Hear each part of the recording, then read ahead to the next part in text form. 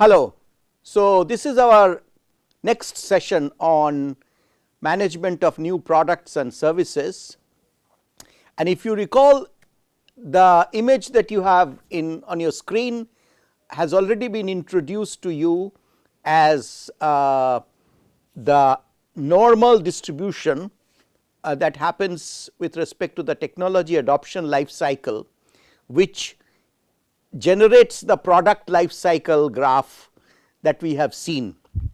Now, in the earlier session, I have already, when we were discussing about the market sizing and estimating the possible sales, we had said that these two segments, the segment of innovators or lead users and early adopters or visionaries, I mean together they form about 16-17% of the total potential sales, which is the area under this graph, and this is calculated mathematically as the area under this portion of the graph.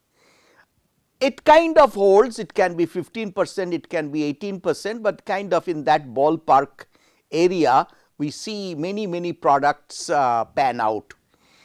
Now, what we are going to do in this particular session is to understand the concept of chasm, or the concept that the adoption life cycle is not actually a continuous curve, but rather there are some cracks that are there which happen due to various reasons, mainly because the characteristics of innovators or lead users or early adopters and visionaries are different from the early majority or pragmatists. So, the same features for which the innovators or lead users are attracted to a particular product will be something that will put off the people who are in the early majority or pragmatists. So, you as a manager of a new product must create the possibilities and carefully calibrate the introduction and then continuing messages, and therefore, which means that the continuing evolution of the value proposition. That means, the way you project the product or service today, the way you actually highlight the features, the way you position your offering in the marketplace, which will attract the early adopters or the innovators, will not be the message that you will actually continue to deliver over a long span of time, because soon you will have to attract the early majority. So, the product features will have to evolve. Remember the discussion that we had with respect to the product platform. That means, by combining certain elements, the core remains the same, but you add some augmentations as you go along, so that the product evolves from this stage to that stage, so that it attracts people at this stage and then you attract people at this stage by additions, alterations, by creating in a way a variant. So, it is this game of managing the technology adoption life cycle and the managing these what we call chasms or the cracks in the life cycle graph is nothing but actually a way of managing the product evolution or the product variants or the product family or the product platform. All they are highly related concepts which are deployed because one of the primary reason being the existence of this change. So, let us say now the early adopters. So, let us look at the characteristics of the innovators and lead users as depicted on the screen, that these are people who are technology enthusiasts, they are all around you. These are the people who will buy the first new series of smartphones or the new types of cameras or the voice assistant for Google and so on and so forth. So, they derive the value from the technology itself, they are excited by the value proposition contained in the new technology introduction, and they spend hours trying to get the products to work. And very often these are also the people who are beta customers who will actually be part of your co-creation. These are the people who, to whom you would have released the minimum viable product, who will actually help you to take it to the next level. So they actually definitely demand your trust. They want to be your friend. They want to be very close to you. So as I was saying, that Microsoft has a group of loyal customers, and they are given honor, and they are given the new products which may be containing lot of bugs, and they take pride in solving those problems, finding the solution to those bugs, and they create the fixes. They kind of have a worldwide competition going on that who can do it faster ahead of others. And these access to this kind of collaboration between the company experts and these outside experts, these lead users, is a powerful way today we increase the velocity of introduction of new products, particularly high-tech products. And the main theme here is that you make them a part of your introductory process and ensure that they get the first products. That's their reward. That's what they are looking for, that they are the first off the mark, and they have tested the new product, and that's what they try to talk about. And they talk about such conquests. They talk about that they solved the problem with a particular new product and they mastered it, be it hardware, be it software, and they talk to people who are usually the early adopters, the next stage. They are kind of usually in close communication with the innovators and the lead users, and they are looking for, really speaking, not only the breakthrough of the new technology, but they also are now concerned about the return on their investment. So they will be actually looking for a better cost benefit projection. So your value proposition at this stage will have to be crystallized well, and they actually are not only satisfied with the newness of the technology, but they are also actually trying to see what can it do in solving their problems better, getting their jobs done better. And they actually are people who look for proper timeline for new fixes. They will be a lot more impatient compared to the earlier group, that is the group that we were talking about, the innovators and lead users.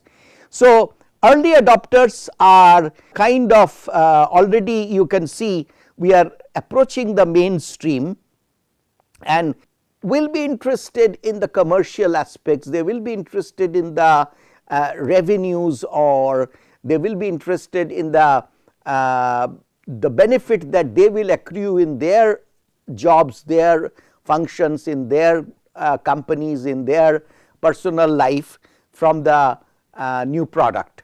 So you will have to go beyond the excitement of the new technology and bring in very concrete benefits that you will actually provide.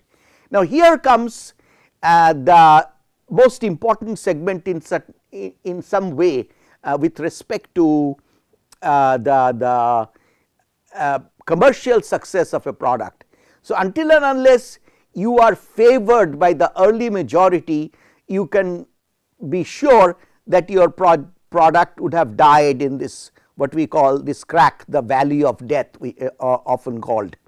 So these, because the early majority are pragmatists, they are accepted as technology leaders by the late majority, the next stage, but these people actually will not really like to be risk takers to the extent that they may lose their investment, or they can make a bad purchase.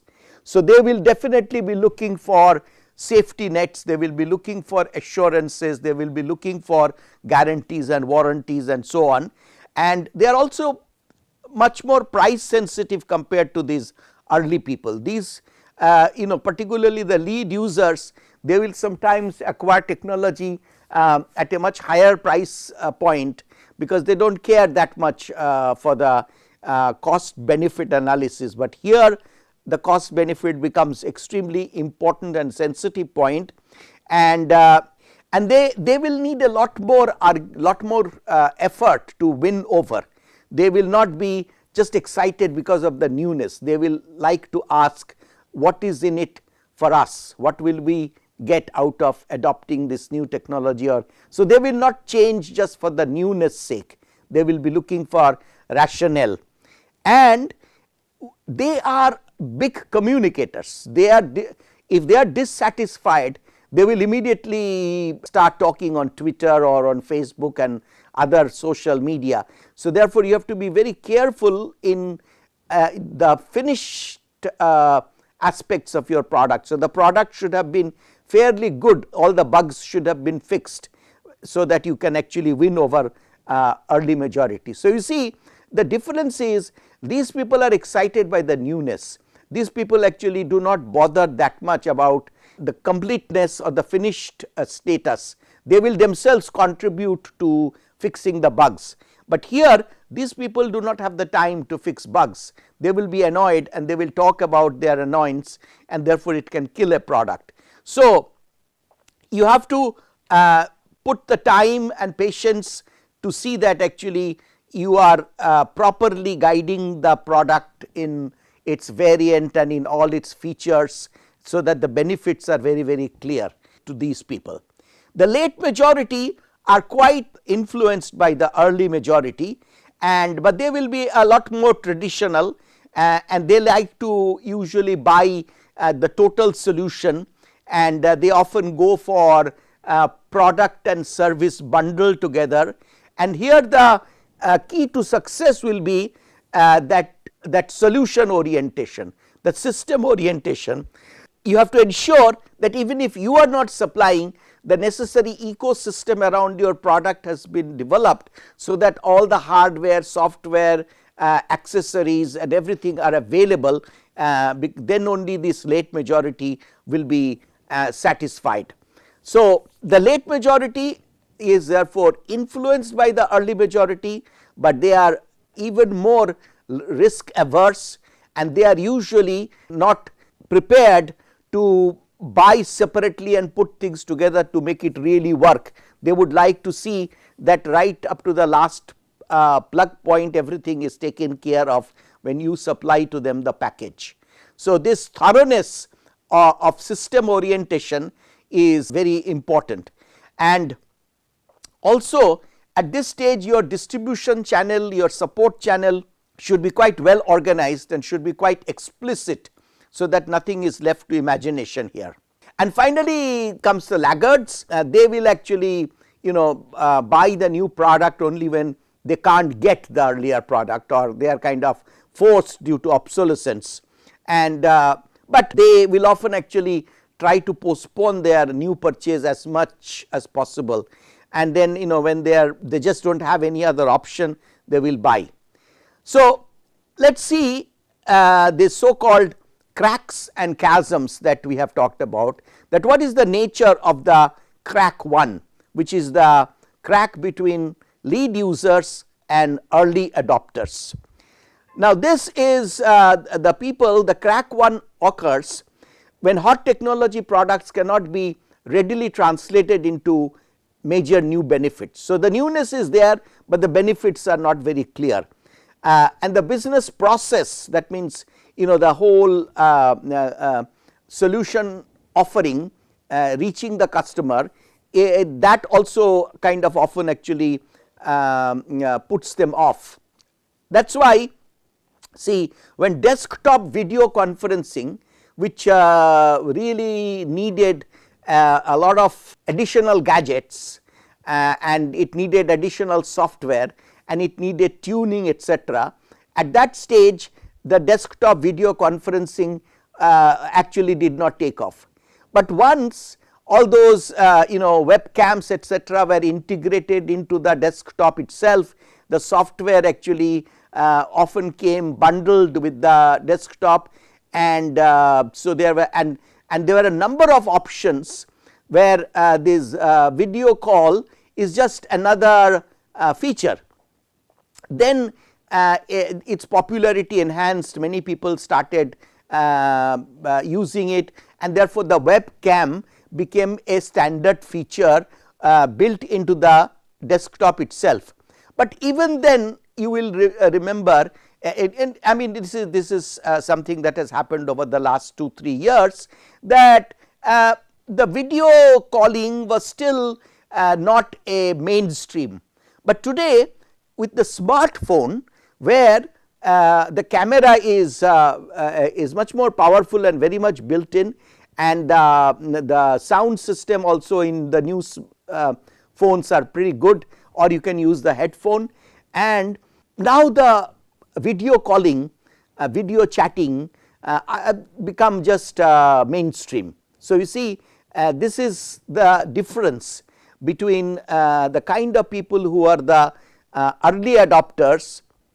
Even I would say that now video calling, video chatting has reached the early majority, and different from the kind of things that were expected from the customer when like something like Esperanto was introduced. This was supposed to be a language which all embraced all languages.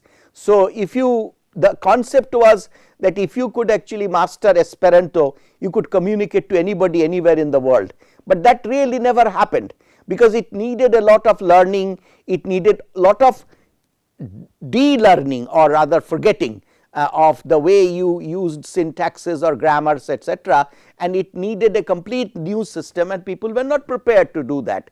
So, therefore, it really never took off.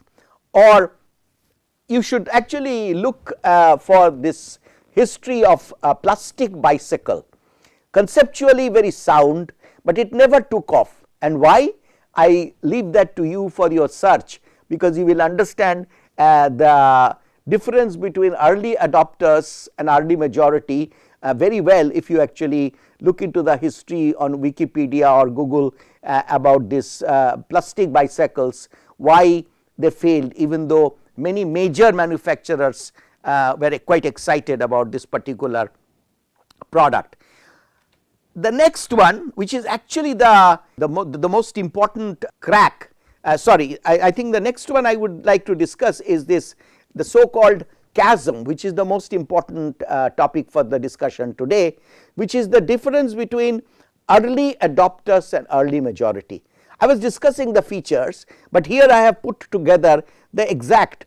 The early adopters are looking for the fastest product, the easiest to use product, the elegant architecture will actually sway them, the product price is not that important at this stage, and the unique functionality will be far more attractive to the early adopters. Whereas the early majority, they are actually looking for references. They want to know who are the other people who have used it and what are their experiences. So, they are looking for the installed base reference. They will definitely be interested that there is a wide support network available, and this support network, they will not be totally dependent on the manufacturer, they can get a support network to help them. They want to see that the product they are buying is according to certain widely accepted standards. So, that is why early majority normally comes into the market when the dominant design, if you remember the topic that we discussed earlier, has emerged, or the standards have emerged. And the cost of ownership, the total cost of ownership, that means not only the initial purchase price, but the cost incurred over the lifetime, including availability of spares, availability of service if there is a problem, or elimination of the downtime to the largest extent possible. So, the quality of support, and in some way therefore service at this stage, the intangible elements are become very important over and above the tangible elements or the product features. So, this is, you can see, the early majority, winning the early majority, crossing the chasm is very important the service is very important in making that happen. So, the how to cross the chasm, the author Moore, who introduced this first wrote this book, Crossing the Chasm. So, according to him, he used this strategy of the D-Day. D-Day is from the Second World War, when the Allied army kind of foxed the German or the Axis group and landed at Normandy in France, and they were quite successful in keeping that a secret where they are actually going to land. And then using that landing, they rapidly progressed and pierced all the defenses of the opposition, and that was the winning moment and turning point in the Second World War. Now, this D-Day strategy fundamentally means that you must actually very carefully select a particular bridgehead of, that means a part of the early majority market where you will actually leap and where you will win surely, because of the various packaging that you have made of product features, price, commercial points, technical points all put together, so that you will be actually able to make rapid progress.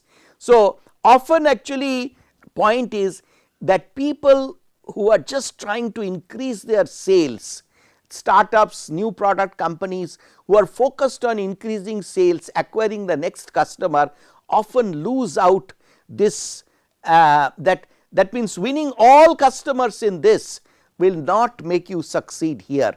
So, you have to carefully understand that what will make this new type of customers interested in you, and how will you actually take your product from this stage to that stage, and that will determine success. So, you have to be more strategy focused rather than being sales driven in your existing types of buyers. Okay. So, in fact, some other analogies that have been given by Moore is the author is like, for example, here the bowling alley. Bowling alley, those 9-pin bowling, the game that is played there, if you know that the ball that you roll must hit the strategically placed first pin, and if you actually hit it well, then that pin will topple all the pins. So, which means that here you have to progress in this segment by segment. So, this understanding of this STP that we discussed earlier and winning the early majority market segment by segment is a very important strategy. So, it is the similar to the bowling alley. So, you topple one pin, then it topples the next pin, then it topples the following pin. So, that is how you win one segment, one type of segment. And this segment is not fundamentally always geographical segment, but more like type of purchaser. The psychographic and demographic variants are more important here, and that type of purchaser will then actually influence the next type purchaser.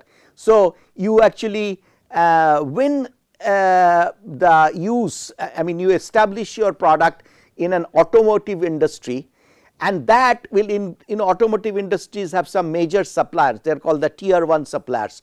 So, if you have actually been successful with Maruti and they have started using your hardware or software or combinations, then all the tier 1 suppliers of Maruti most likely will start adopting. This is a very simplistic example of what we mean by this bowling alley strategy or winning the market early majority segment by segment. Of course, you have to go into far more detail in understanding your product and the likely customers here.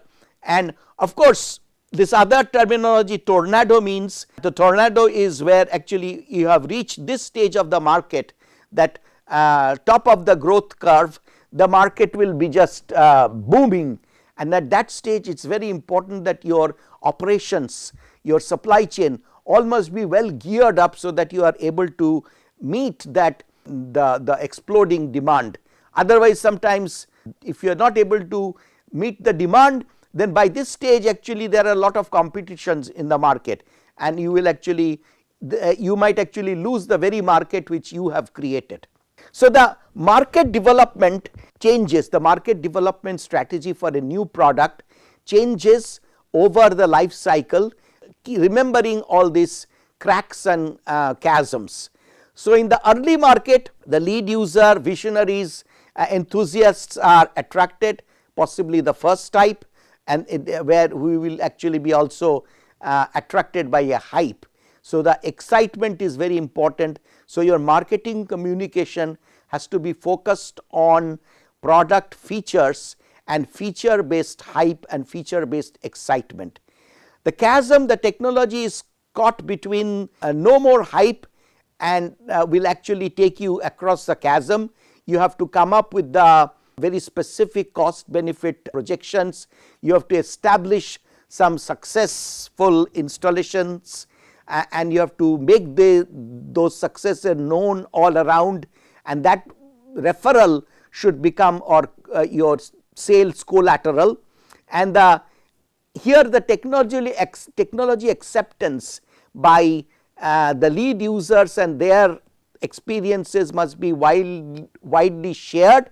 And remember, in the early majority stage, you have to focus and expand into the market niche by niche, segment by segment, and the better is well planned landing you make in each segment, the better will be your progress. So, you can think of this as a progress like the DDay progress in the World War II. That means they landed here at Normandy beach, but then they rapidly progressed in both directions and widened the front segment by segment. That is the strategy that you have to follow. And then of course, as you grow, you have to have the tornado street, and then there are in Moore's book, he has talked about this early Main Street and mature Main Street and so on, but these are actually terminologies of the same graph that fundamentally we have shown here. So, if you have been able to win up to this stage, then your momentum will often take you across. Of course, if you carefully manage these stages, then you can have you should not become part of the shakeout, and you will be the part of the remaining players in the market, because as we discussed in an earlier session, that even at this stage you can make a lot of money if you are the company which has survived among the few, because many at this stage market consolidation happens and there are shakeouts. So, you have to ensure that you are not shaken out, rather you shake out the others. The last point that I want to make is that you have to align your innovation type with the market development life cycle that we have been discussing, and the chasms etc. we have been discussing. You see, like if we start here, your focus to attract the enthusiasts, the lead users, the innovators, has to be disruptive innovation. So, your innovation should be sparkling, your innovation should be really not incremental but radical. That is how you will attract this kind of buyers. In the next stage, that means from the early innovators to reach the next stage, you have to not only provide hardware, but you have to provide software. You have to not only provide product, but also the application. So, application innovation is important at this stage. So, the core technology and application put together creates the new product innovation, which is what attracts this very early stage of the next level. Then as you are going, as the product is maturing, process innovation becomes very important. And here, as you see, we have actually created a hump, because instead of showing this as a crack, rather than the chasm, I have shown this as a dip. That means if you are able to manage your process innovation at this stage properly, then here the so called early majority winning segment by segment, I mentioned that their referrals become very important. the knowledge about your successful installed base becomes very important. So, we often actually call this as the stage of experiential innovation. Then this stage where actually the market is matured and stable and kind of neither growing very rapidly like it was growing here, but it's kind of a linear continuity. There you need to penetrate deeper and deeper into the market. Is now already known, lot of other people are there in the market. So, they are actually marketing innovation, how well you are able to carefully and craftily create a strategy to win over more and more people in that market, because at this stage you are no longer offering some striking difference. So, here actually your support network, your distribution network, fundamentally your management of the marketing mix, the product features, the product variants and the pricing that goes hand in hand, availability of different models for different price points. If you observe currently the say product range of Samsung for smartphones in the marketplace, you will get a feel of how actually the good marketing by covering all the different sort of buyer requirements give you success at this kind of the steady state stage of the market. As the decline happens, you have to win by business model innovation, and then of course later on the business model innovation I will discuss in a little bit more detail at a later session, and that will also give you the idea that what is the meaning of structural innovation. And then of course products do exit, but if you have remembered that I have said that sometimes the products really do not die, they take a new shape or get merged into a new product, like the Palm Pilot, which was a personal digital assistant. It declined and it disappeared, but all the software that was there in Palm Pilot and all the features, they got embedded in the software. Or for example, BlackBerry, which was so successful. Now, BlackBerry as a product, after the smartphones came and all the touch keyboard etc. came, BlackBerry lost some of its value proposition, but today BlackBerry software is often licensed by other phone manufacturers and they are embedded in the certain types of new smartphones. So, you see, therefore, products sometimes when carefully managed over the life cycle, they do not die, but they reincarnate, and a new lease of life often happens in the new avatar. So, this particular slide I have kind of described the details of all these terms that I have introduced to you, the disruptive innovation, application innovation, product innovation. What it means is in more details given in this particular text. So, if you go through it, you will get a clear understanding of each stage of innovation which should be driving your product platform based product portfolio strategy. Both of these terms we have introduced earlier, and I also showed you some diagrams and models what exactly means, how from platform we derive a portfolio of products, and that will be driven by these different types of innovations that we have listed here. That is the end of today's session. Look forward to you tomorrow being there. Thanks.